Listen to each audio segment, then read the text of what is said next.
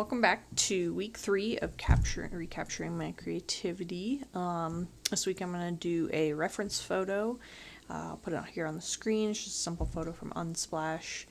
And just kind of get back to doing reference photos. What I do a lot is landscape. I do like to do flowers sometimes. And I kind of started dabbling into doing dogs, which was fun and a lot more challenging, but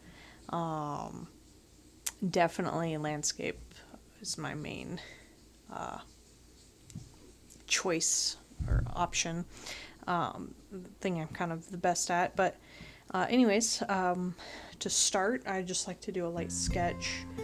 Typically don't use mechanical pencils. I will use like the Prismacolor color erase pencils, but couldn't really find one of those, so I'm just going to do a light sketch, just trying to get some of these outlines in here. Some very light. Just kind of get an idea of what I'm doing, and I'll kind of break this down in another video, and I have process videos I've done, but I just like to do a really simple sketch, nothing too detailed, just to kind of get the blocking idea of like where my shapes are gonna go, and like what the general proportions of everything are.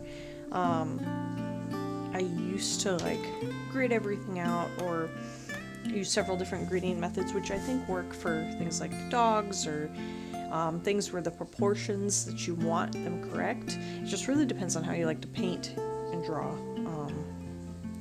I had to let go of really like detailing it out and getting in the correct proportions. So I recommend you do it however, whatever works best for you. So I'm going to use a couple of these colors, a couple of these blues. Let's go with, okay. So I have my handy dandy swatch book. So pretty much any color I have swatched here. I have like different mixes, different variations throughout the book, and what that all looks like with the different colors that I have. And I also have like watercolor pencils, watercolor crayons, or pastels that I use as well in that book. I'd like to make a video at some point to kind of detail how I've put that together and like what I recommend doing. So maybe you'll see that come through.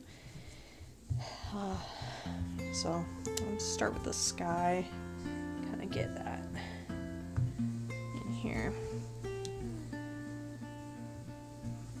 And I realized as I've been doing this week 3 of these videos, like I just kind of had to dive headfirst into just restarting my channel and restarting just painting in general.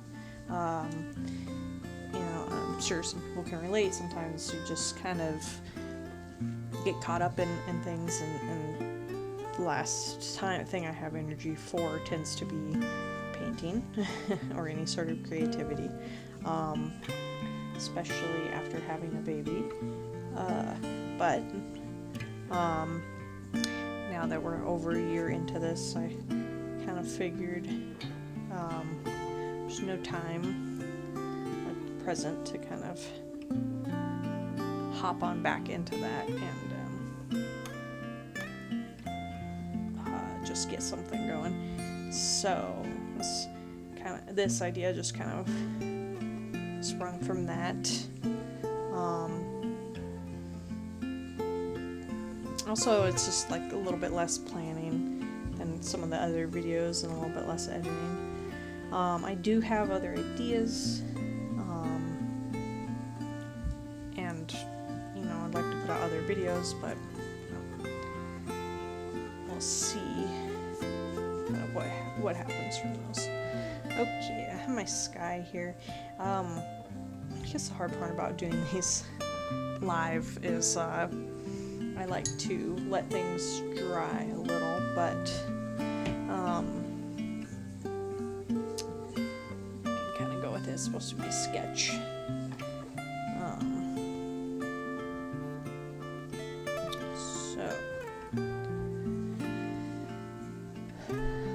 I've been reading old books, kind of textbooks, art books, just trying to get an idea of things, and composition is one component that I kind of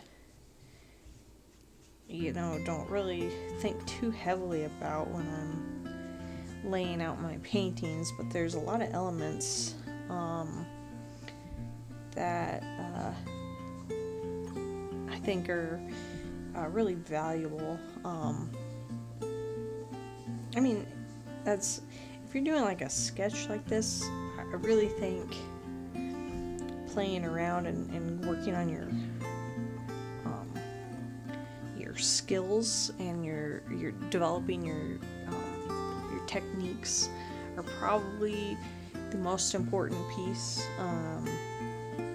and then kind of building from there. I think your composition can kind of come from that. But what I noticed is a lot of these books have great ideas and great exercises in them, and a lot of them are no longer in print. But I thought it would be kind of cool to go over one of those, so I do have a plan to show one of those books and let you know if it's worth buying or not. You can find a lot of them on online thrift bookstores, so I thought that was a pretty cool thing. Just letting this dry. So yeah, this is, like I said, a very simple landscape. Mountains, trees. It's kind of what I've done a lot of, and water. And the goal of this is just not to overthink it, but to just kind of let it happen. So that's what I'm doing. I'm trying to put my paintbrush in the fire at all. Almost did it again. It's the hazard of painting after everybody is asleep and just not really thinking.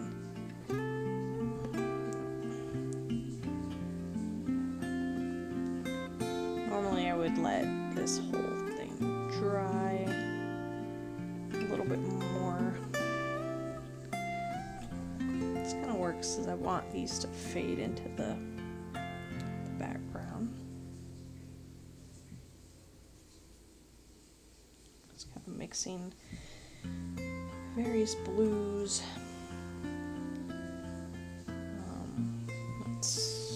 Didn't quite get the differentiation here I wanted.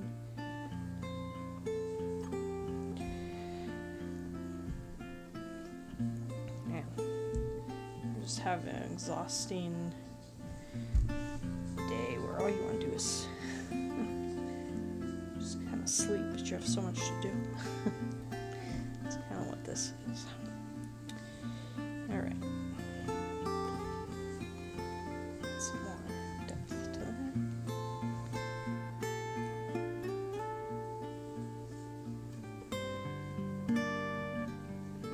Alright. Let that dry a little. And I might end up just letting all this dry before I move on to the next part.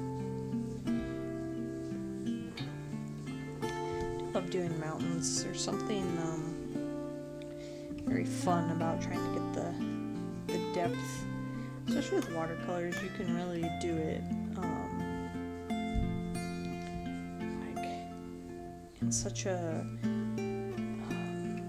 light way. I don't know if that's the right word. Such a flowy way that it looks realistic without being too detailed. I also like to do acrylics, and that's the first. Well, I've done watercolors since when I was younger, but acrylics is really the first I took a real painting class in, and I think that's a lot harder to be free flow. For acrylics, I like to be more detailed, and I think that was hard to kind of transition that into watercolors and be a little bit more free flow, less detail in my paintings. Took a couple of years to kind of allow myself to do that. But I think that's what's cool about doing different mediums. It kind of forces your brain to switch and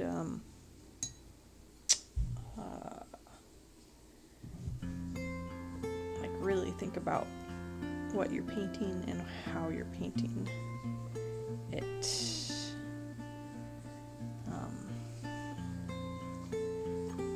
Alright, so kind of move on to this next foreground, one in the foreground.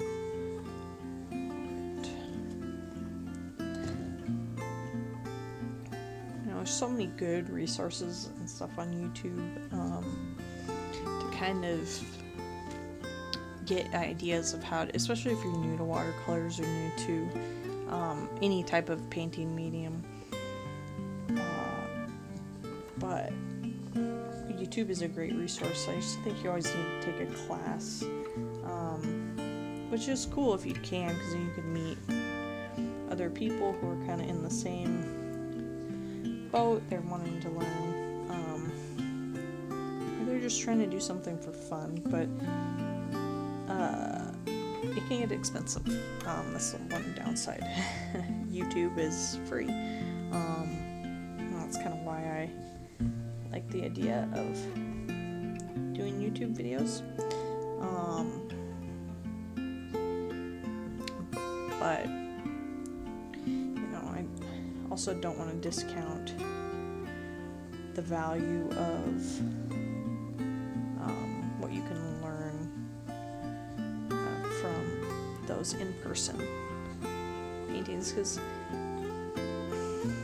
what you can't do on YouTube is have someone who's been painting a long time come up and look at your painting and be like, oh, if you do this way, you can show it this certain way, or this is how you kind of get that effect.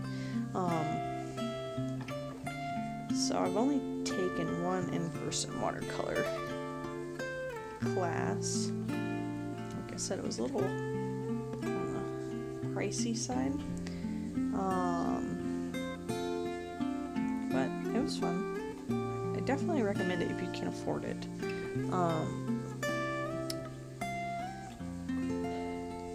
But if you can't, then YouTube is another great resource. And there's also Zoom classes that are a little bit more interactive, that I think are cool. Done a few of those. I like YouTube a little bit more because you can kind of pause it and take your time.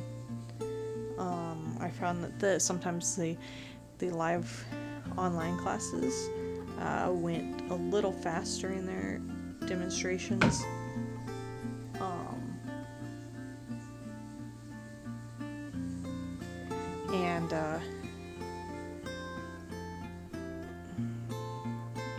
They went a little fast, and you didn't really have, I'm kind of like to take my time and really figure out what I'm doing. In the live classes, or in the in-person classes, you could take your time with the project, and it wasn't like teacher tends to do a demonstration on like what type of thing you're doing, and then you can kind of figure it out from there.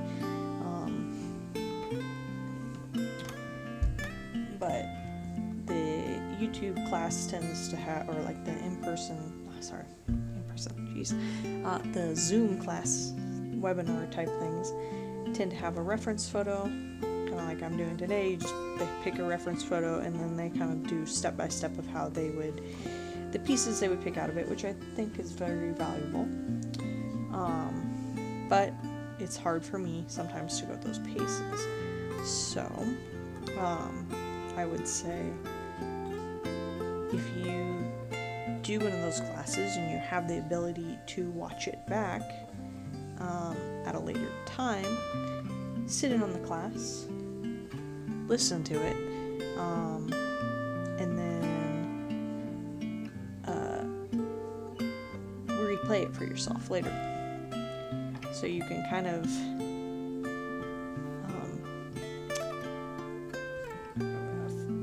do it at your own pace.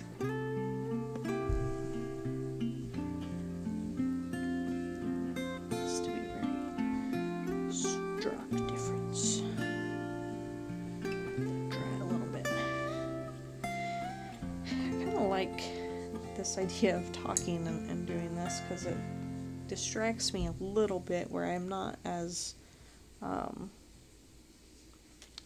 focused on like the little details, and I can just kind of pull out pieces that I like, glance at my reference photo, pull out the pieces that are jumping out to me and put them on the paper and not look at all the little details. So that is nice for that. I'll let that dry just a little bit so I can finish up some of these. I'm going to do the trees in the foreground. I like to work from background to foreground, and I think that's what's typically recommended, at least in this case. There are cases where doing the foreground, like in acrylics, sometimes doing the foreground, depending on what it is better. Like, I don't know what style of painting this is, but typically people are picking an object, painting it using vibrant colors, really focusing on that object, and it's not like it's not realistic, it's more cartoony, and then they paint like a solid color background. I've seen a lot of those people paint that object first and then paint the background last, so they could kind of really have that crisp, clean outline around there and whatever they're painting. So I thought that was kind of a neat process, and like I said, you have to rethink how you're doing everything depending on what medium you're using, and kind of what your subject matter is. It's way easier to be more forgiving in landscapes and in nature, like paintings, sometimes even just objects where you're painting a really simple object that's not like, once you start to get into people or animals, specifically animals that are like people's pets, you kind of have to have a very stylized paint style before you can like kind of deviate from that. I do not have that stylized paint style. I always thought it would be fun to kind of develop one of those, but I think that's just something that you figure out over time, as in like if you have one. I've found that when it comes to watercolors, at least, I am best at landscapes, and kind of what that looks like for me is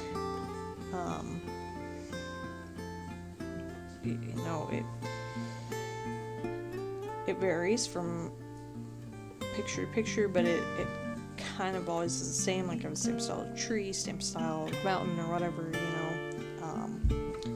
I'm not super detailed. I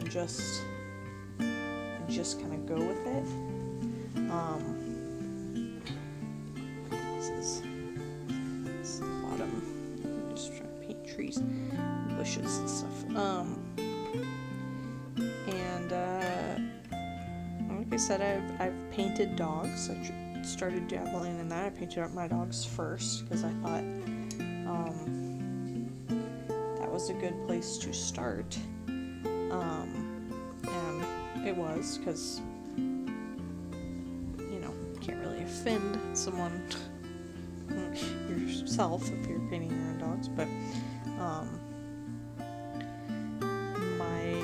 my style is more realistic. So I think it just varies.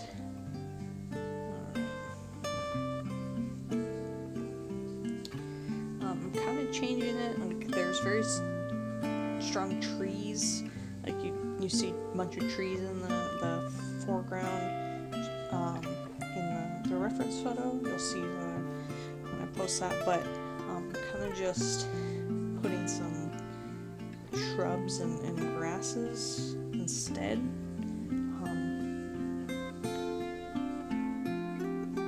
And I'll still put the tree in the middle, but I'm kind of changing what I think the focus should be for mine. And you know, if you follow along for this and end up painting it on your own, let me know how far you deviated and kind of what that looks like. I would love this to be an interactive community. Really, the whole idea behind this is just a space to kind of practice and see ideas from other people. So I've always found that watching other people paint and how they do it has helped me in my development, and kind of developing my own style.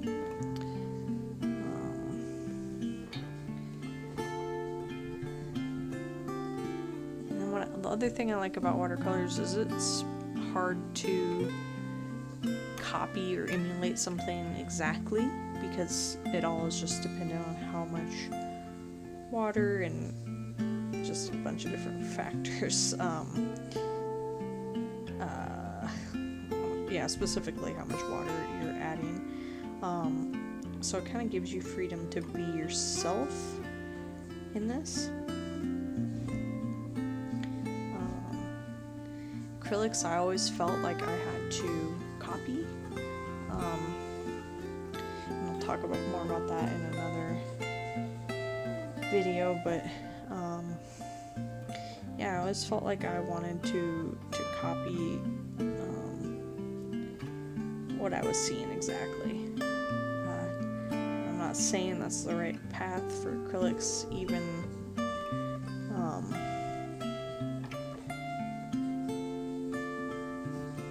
though that's how I preferred to do it, and that's kind of how my brain worked. But because of watercolors, I've been able to kind of step back, do my own thing, and then come back to acrylics with kind of a different mindset with that. So that's another reason to do different mediums. Can really open your creative juices, get you flowing. Alright, fuller down at the bottom, imagine. Alright, that was longer than I expected, but was fun. It's kind of nice, and it kind of helped me not focus too much on what I was doing and paint a little looser than I normally would. So yeah, thank you for joining, and thank you for watching my video.